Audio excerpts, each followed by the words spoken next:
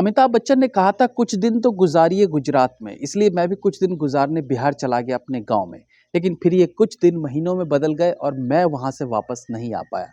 कल की film release हुई तो उस फिल्म को देखने के लिए मुझे 25 किलोमीटर दूर समस्तीपुर शहर में जाना था। रात के शो का प्लान हुआ ये सोचकर कि बिहार के शहर की नाइट लाइफ देखेंगे, लेकिन नाइट शुरू होने से पहले वहां लाइफ सो जाती। एनीवेज, मैं पहुंचा समस्तीपुर के अनुरूप सिंगल स्क्रीन थिएटर में, जो ऑफ कोर्स समस्तीपुर का one of the best theatre था। पठान फिल्म के बाद कल दोबारा से सिंगल स्क्रीन में फिल्म देखने का मौका मिला और पब्लिक की छीटाकशी के बीच मूवी देखता रहा। दीपिका पादुकोण का एक सीन आया जहां वो लोगों के बीच एंटर होती है तो साइड में किसी की आवाज आई, 7 करोड़ 7 करोड़ 7 करोड़। मतलब अब ऐसे कौन बोली लगाता है भाई। फिर एक दृश्य आया जहां अमिताभ बच्चन, जो अपने से आधी उम्र की दीपिका को माँ कहते हैं और उनको प्रोटेक्ट करने का जिम्मा उठाते हैं, एक सीन में दीपिका जा रही होती है तो पीछे पीछे अमिताभ बच्चन भी जाने लगते हैं। तो दीपिका कहती है, आप कहाँ जा रहे हैं? अमिताभ बच्चन कहते हैं, आपके साथ रहकर आपकी सुरक्षा करनी है माँ। कुछ ऐसा ही डायलॉग था। तो भीड़ से आवाज आती है, बाथरूम तो अकेले जाने दे बुढ़े। अश्लील लोग। बगल की सीट वाले भाई साहब 3D का चश्मा लगा के गौर से फिल्म देख रहे थे और मेरे बगल में न्यूली मैरिड कपल ने अपना हनीमून चालू कर रखा। आई मीन यार, काम पर वो लगे हुए थे, डिस्ट्रैक्ट मैं हो रहा था। इंटरवल हुआ तो देखा बगल वाले भाई साहब अभी भी चश्मा लगाए बंद पर्दे को निहारे जा रहे हैं। मैंने कहा इंटरवल हुआ है, तो कोई जवाब नहीं मिला और जब चश्मा हटाया तो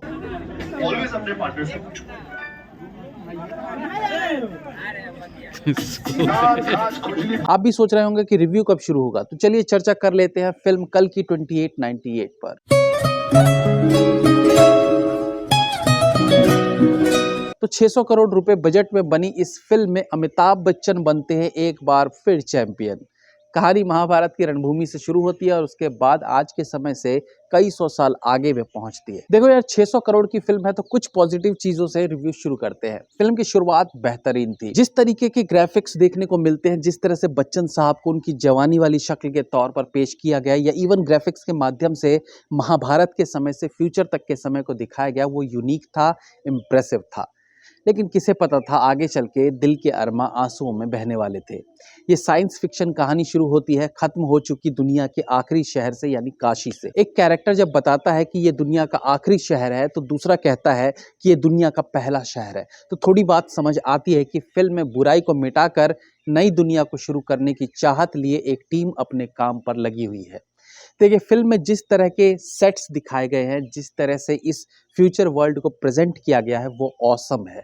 बल्कि मैं कहूंगा इतनी नीट एंड क्लीन वे में साइंस फिक्शन मूवी इससे पहले बॉलीवुड में नहीं बनी। बल्कि जिस तरह की फ्यूचर कार्स, गन्स और जैसा एनवायरनमेंट दिखाया गया है फिल्म में, नो डाउट कुछ हॉलीवुड फिल्मों से भी बेहतर था। बट सवाल उठता है कि क्या लोगों के पैसे वसूल हो पाए? तो जवाब है नहीं। फिल्म का स्क्रीन प्ले इतना लचीला था कि दर्शक कभी भी इस कहानी से जुड़ ही नहीं पाते। कई सवाल फिल्म के आखिर तक सवाल ही बने रह जाते हैं कि ये क्यों हुआ, वो कौन था, उसका क्या मकसद था।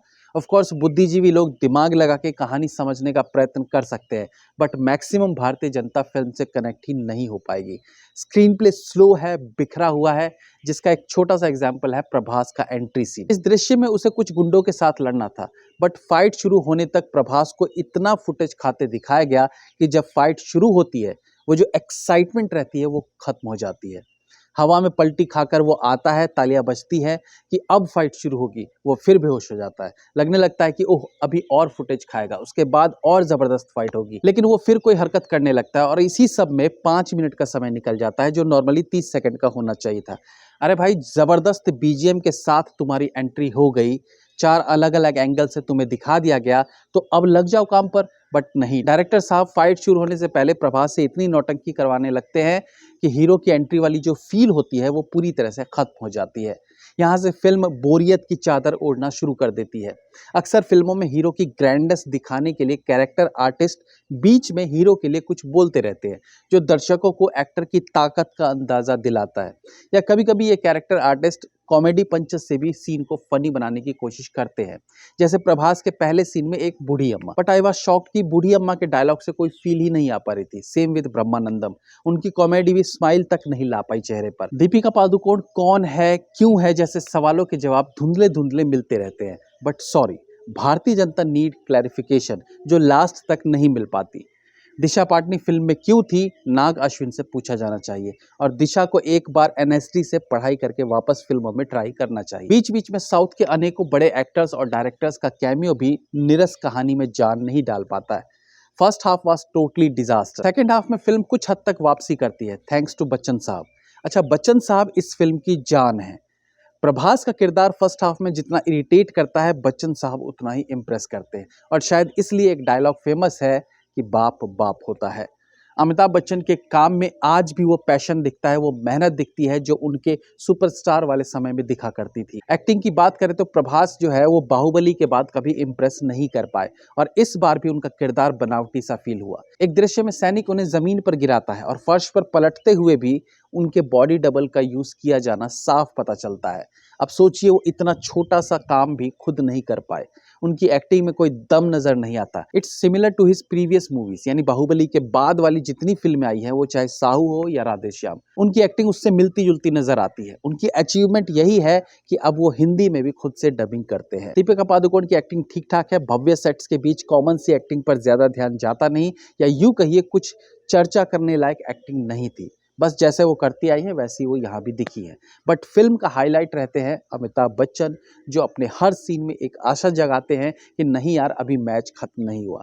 स्पेशली अमिताभ और प्रभास के बीच का फाइट सीक्वेंस बेहतरीन है। कमल हसन का फिल्म में छोटा सा रोल है बट उन्होंने निभाया अच्छा है, भले उसमें वीएफएक्स का भी बराबर का योगदान था। फिल्म में कैमियो करने वाले एक्टर डायरेक्टर्स की संख्या भी बहुत थी। राम गोपाल वर्मा से लेकर एस राजामौली और विजय देवराकोंडा से लेकर दुलकर सलमान तक सब पर खूब पैसा बहाया गया।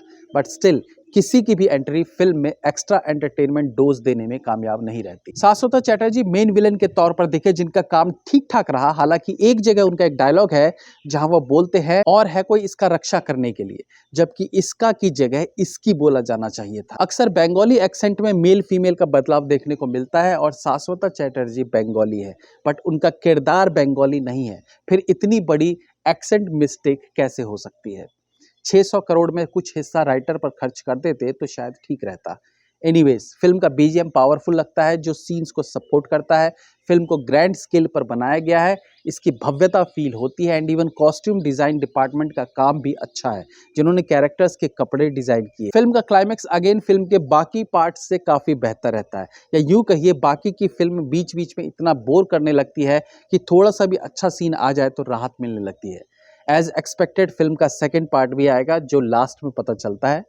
डायरेक्शन की बात करें तो नाग अश्विन ने जिस दुनिया की कल्पना की थी उसे वो दिखाने में कामयाब रहते हैं। बट ये कहानी इतनी कॉम्प्लिकेटेड फील होती है कि फिल्म के लास्ट तक भी कई सवालों के जवाब नहीं मिल पाते और भारतीय पब्लिक एंटरटेनमेंट मांगता है जहां दिमाग ना खपाना पड़े, और ये सही भी है। लोग फिल्म देखते हैं एंटरटेन होने के लिए, दिमाग लगाकर आइंस्टाइन बनने के लिए नहीं। मेरी तरफ से फिल्म को 2 stars. Have a nice day.